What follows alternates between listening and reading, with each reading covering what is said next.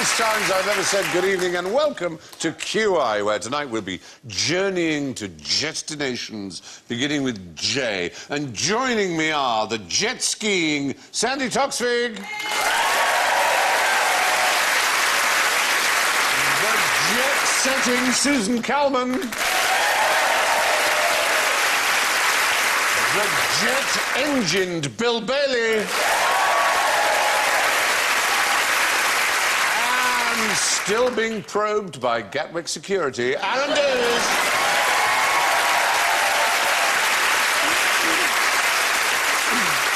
Now let's hear your buzzers. And Sandy goes. Susan goes. Bill goes.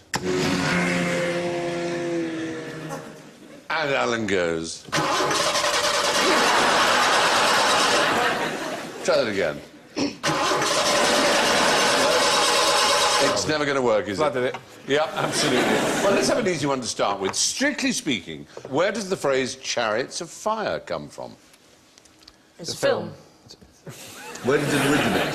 It's something to do with this. Where does the phrase originate? It's a quotation. Yeah, it's a quotation. From what? Shakespeare. Must be Shakespeare. No. And... oh, those chariots of Where's fire. Jerusalem, the hymn Jerusalem. And,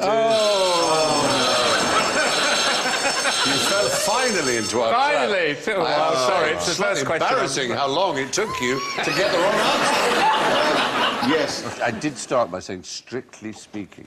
Strictly speaking comes from a poem by William Blake called... Chariots of Fire. No. I'm ashamed of you. You must know the first line of... I must, but I can't be asked to tell you. Well, you're not... There. And did those feet in ancient times. Thank you.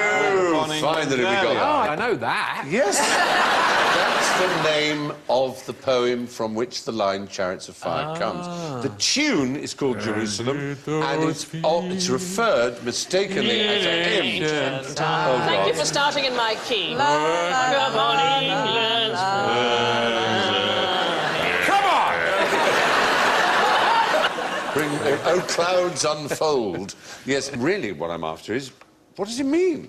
What? And whose feet? And did those feet in ancient times appear on England's mountains green? Whose feet?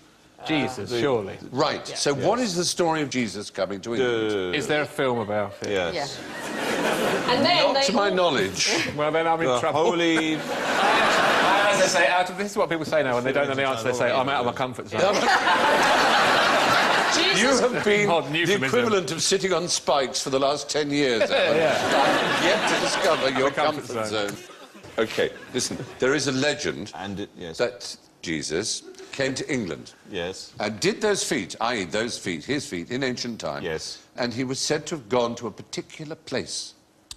Was it The audience knows... Ah, thank you. Glastonbury. Glastonbury. Yes. Glastonbury tour. And he went with his uncle. What was his uncle's name? Bob. Uncle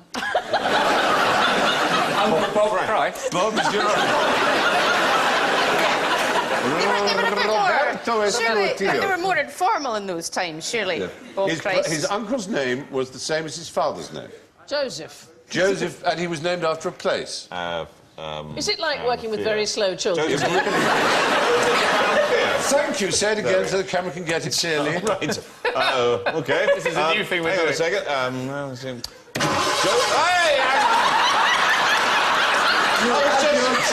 was closing my face. Joseph of Arimathea. No, I said it. I said it. Joseph of Arimathea. I'm going to throw cold water at you both in a minute. Joseph of Arimathea. Now. Joseph of Arimathea. It was the first ever Glastonbury festival, if you will. It was, that yes. Jesus supposedly came with his uncle, Joseph of Arimathea, who is mentioned in the Gospels. Right. Although, it has to be said, Arimathea is only mentioned once, and that is in relation to the place Joseph came from. No one knows where it is, where it was, where it could have been. Anyway. Could have been a falafel tent. Exactly. Jesus was effectively the first act then. He was the first act on ever at to appear Glastonbury. at Glastonbury. Was he a juggler? Did he have bongos? Yeah. Was I he bet he doing did, the yeah. Diablo thing? So he's he wouldn't do the Diablo. He did holistic balancing. 3 rooms of banging scripture. All right, OK. So there was a myth Yes. that Jesus and Joseph of Arimathea came... Supposedly, Joseph of Arimathea was after tin. And he came with Jesus, and he went to Glastonbury tour, and there's a tree. Isn't there, the Glastonbury tree? So both the Glastonbury Should Mary supposedly come? was planted. It was the... Sorry? Mary, the mother. I just wondered if Mum came as well. I don't think she did. Boys' weekend. We don't... Boys' weekend. Yeah. That's right. But I would give you 20 points each if you could mention the 2 other places that the myth says they went to. Glastonbury is one, but they were said to have gone to 2 other places. Wait, I know this. Torquay. Because there's a group called the Aetherius Society. Right. And they believe... They're your neighbours, aren't They they? are my neighbours in Devon, and they believe that Christ appeared to them on the top of this hill. And the founder of the Aetherius Society said he was doing the washing up in his flat, and he heard a voice said, "You have been chosen as the planetary representative of Earth." So immediately he went, "Oh, right, better do that then." And, so he left the drying up. left the drying up to and someone the else. pushing away. Can I just ask how much Bill knows about washing up? Because you do it like you're typing. You did that for washing up. That's how you do it. You just a little gentle caress of each thing, and then it's And done. that to get rid of the plates. He eats his dinner off old keyboards. That's my life. Anyway, the places were, in fact, Penzance was one, and the other was Falmouth. And I'm sure he had a lovely time. A pasty. Did he have a pasty? He would have had a pasty. Now, what can you tell me, as we were on the subject of Jerusalem, about the Jerusalem artichoke? Well, it isn't. It isn't what? From Jerusalem. It's not from Jerusalem, it's the right. That's absolutely correct. What else can you tell me? You said it's not from Jerusalem, isn't It's it? not an artichoke, And is it? it's not an artichoke. Do you know why? It's just a lie. The whole thing's a lie. It's really annoying. exactly. Jerusalem artichoke. Not from Jerusalem, not an artichoke. You don't Do know where you are. the word Jerusalem is a corruption of what it actually is? We used to grow them in America. We used to grow, when I grew up in New York, we used to grow them, and they look like sunflowers. You know, oddly enough, you say America, it is the only endemic, original, natural vegetable from North America. Is that right? There is none other. Potatoes come from Central and Southern America, as do tomatoes and chilies. There are some wild rices that come from Canada and North America, but that is the only... Isn't that bizarre? That whole landmass. Because you think of squashes and all those other things, Yes, but but they're not. So if it looks like a sunflower, and you say it's... Now, say sunflower in Italian. Jerusalem. Girasole. Gira, turn, To the as sun. in gyroscope, to the sun. Girasole. So, girasole. And girasole became Jerusalem. Oh, yes, it's the same thing. So we call it a sun because they turned to sun. And the Greek, I'd be very impressed if you know what's Greek for sun. If I knew what it was, you'd be more than impressed. Sun. But you know what the Greek for sun is? Helios. Helios. Okay, so helio is sun. Turn. Good work. Turn. Heliotrope. Heliotrope. Heliotrope is the right answer we got there. Girasole and heliotrope, and they all mean the same thing because it was noted that the members of the sunflower family following the course of the sun is That's right. A lot of lizards are heliotropic as well. Indeed, they are. Absolutely right. Because they're cold-blooded and they need the sun to warm them. Katie Price is heliotropic. She is...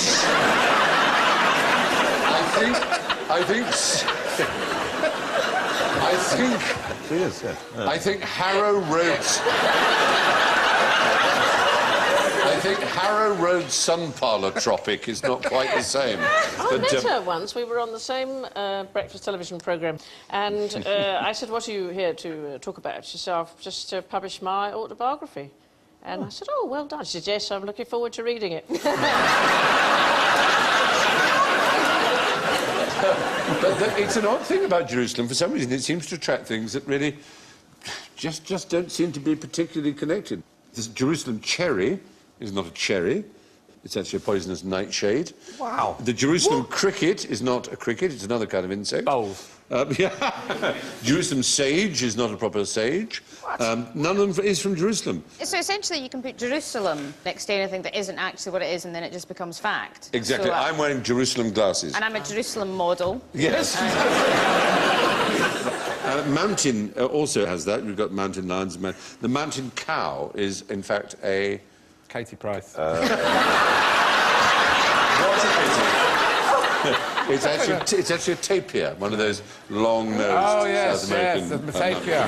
Anyway, we're ready to move on. So, why might my pockets smell of fish?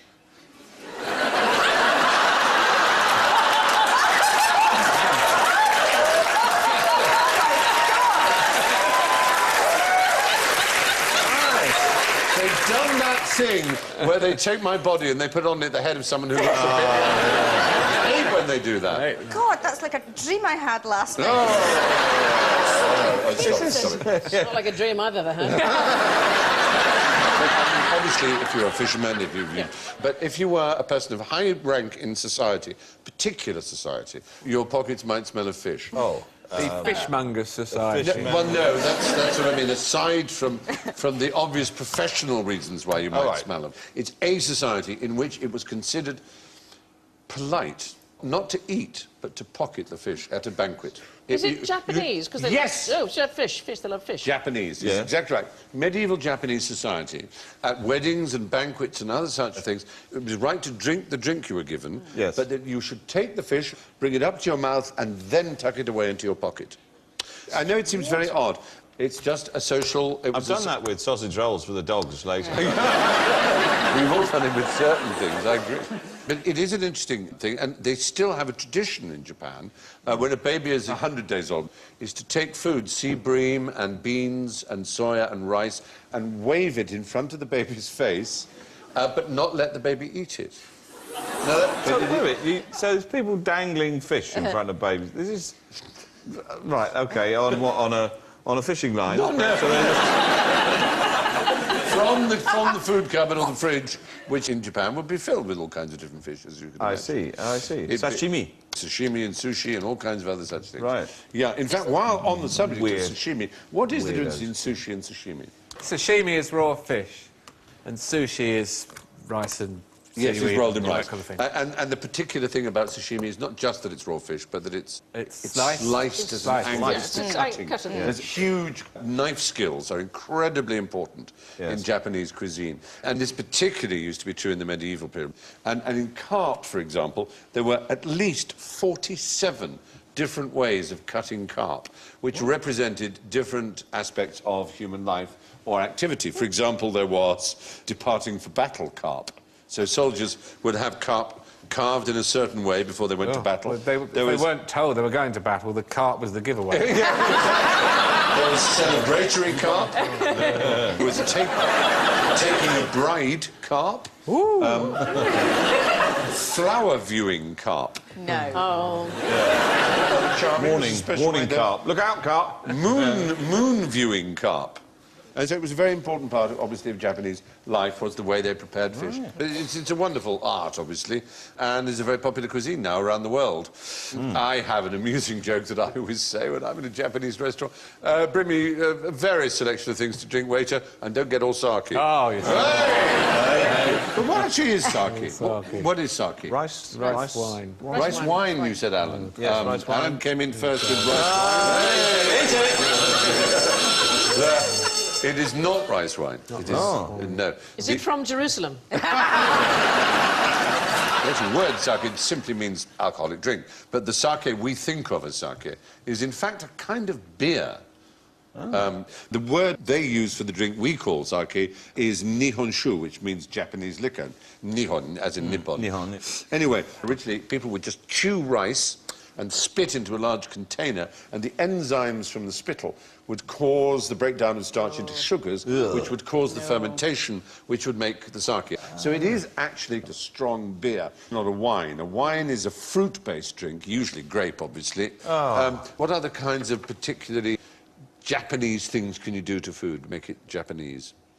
You can put it in tempura. Yeah. Tempura. Funny you should say that, because tempura was actually introduced to Japan. And I would give you 10 points if you can tell me which nation taught the Japanese to batter things, which is essentially Scottish. temporary. Scottish.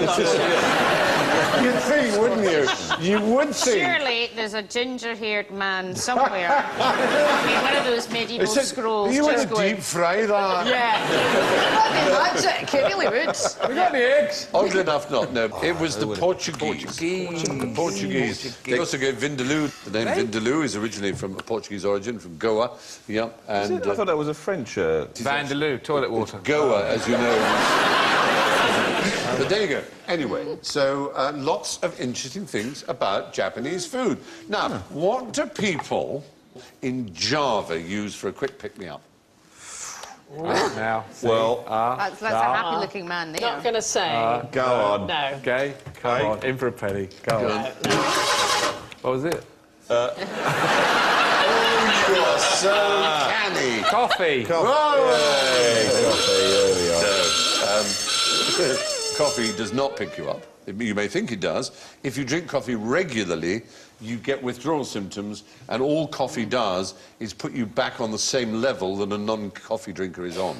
It doesn't speed your reflexes, doesn't help you concentrate, doesn't do anything. It can cause anxiety. Yeah. That's the worst of shocker. it. I It's a don't kind know of it. wired anxiety, but what it isn't is a pick-me-up or an energizer. Stimulus. No. It's not a stimulant in that sense. And in fact, what most scientists recommend is you either drink coffee regularly, in which case you satisfy your body's need and withdrawal symptoms, or you don't drink it at all. The problem most people who have They're not getting on, with are coffee is when they suddenly go on a bit of a coffee jag. They go to a country that does very good coffee, so they have a lot of ristretto or whatever in Italy, and then they come back to it and then don't have any, and then they have one again, and that's what screws you up. Anyway, yes, my dear. Cocaine. I think you probably know that in Indonesia, the price for drug trafficking or being found is essentially death. There is a strange habit of doing something which is supposed to pick you up, supposed to cure you. What happened was somebody tried to commit suicide because they had an illness. So they laid themselves down in a particular place in order to try and end their own lives. What, Railway line. A railway line is the right answer. And they suddenly found that their illness went away. And this caused a rash of Javanese people lying on railway lines. How irritating. Yes, like so. Very irritating. The joke is that the power comes from the overhead lines. There is no electricity in the rails at all. I don't know that. I've never seen anyone look more serious than the woman in the middle. No, That's fantastic. So presumably the pick-me-up part depends how fast the train's going. Whenever I see women like that, I always want to have a moustache and twirl it. like a proper melodramatic Yeah, villain. just with a cape. And just, curl your moustache. And we know the music that goes with it, don't we? There's that, And That's the same as the washing up. yes, it is, yes. Multitasking. And could be washing up, but also... Washing up whilst tying his wife to the And now railway. Tom Bailey on the very liquid. Did it all tricky one, cheese grater, tricky one. Cheese graters, they're tricky. They are. What? No. No, your fingers. No, I take them to the car wash, hold them out the windows. Let their brushes take the strain. Anyway, there's another thing they do in Java, which they do in other parts of the world, dangerous sport involving trains. Do you know what that Chicken, playing chicken, running Not in front quite of playing them. Running chicken. on the roof. Running on the roof. Roof surfing, as it's known. There you can see. That's not so much running as having a picnic, really. There are so many of them. What they started to do was suspending, just at human head height, grapefruit-sized concrete balls, so that people would just bang, bang like that. So, in order to stop them, they would also... Start with a grapefruit. Then say, you know... No, they're tough in Java, believe me. They are tough. They are, but not that bright. I'm having a senior moment. The famous volcano near Java, the game... Krakatoa. Krakatoa. What's the name of the movie? Krakatoa. Krakatoa. East of Java. East of Java, yes. And oddly enough, it's actually west of Java. Oh, west of Java, yes. It is an odd thing, but it was one of the first big cinerama kind of movies called Krakatoa east of Java. And it was just a bizarre lie, because it's Krakatoa west of Java. So some producer must have thought, I don't like the sound of west. It's not going to sell. It's not No, going to it's not sell. gonna What can we do? We can take it north, East south, of Java. east. It's going to be fantastic. So within 10 years, tell me when this great, huge explosion. 1883. 1883? 1882. Right. Ladies and gentlemen, viewers at home, brace yourselves. Oh, hello. The explosion, the great, enormous, gigantic eruption of Krakatoa, was in 1883. I think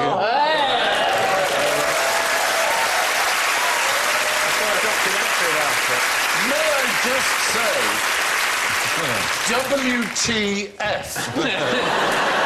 There was a documentary about it on the BBC when they reenacted it. Well remembered, is it? I mean, it's not an easily... I mean, not normally particularly... remember anything. It was the loudest sound, apparently, that has ever existed, or at least as far as we know, certainly within human reckoning. So 4 atomic bombs. It's sort of... Yeah. No, it was 13 times greater than the Hiroshima bomb. Wow. It was 5 cubic miles of rock was spewed into the air, and it was heard 3,000 miles away. You could actually hear it 3,000 miles away, and it... Yes. It sounded like in Australia. it reverberated around the world, the ripples of it, 7 times. It was an most extraordinary... Winter for years, wasn't it? No, the winter for years was actually another. That was an 1815 volcano, and it was known as the Winter of 1815. And you might know, as I can tell those who don't know, that Bill Bailey is a great friend of Indonesia, lives there, works there, plays gamelans, does the whole thing. So you might... gamelan. You might know this mountain. It might have been Tambora. It was Mount Tambora. Well done. Bravo. There we go. Yeah.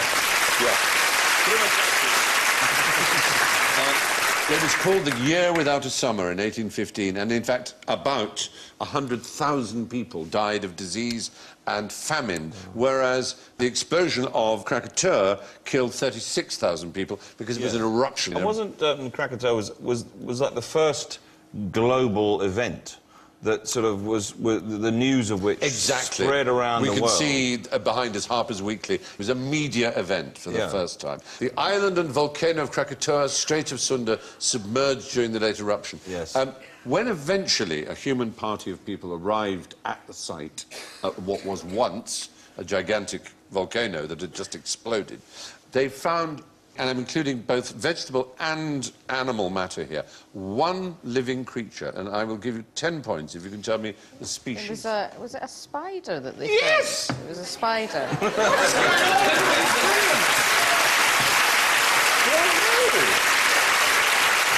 Absolutely marvellous. Everybody's on cracking form here. You really are doing superbly well. What's the spider going? Oh, it's hot. It was indeed. It was using 2 legs at a time. Anyway. Like this.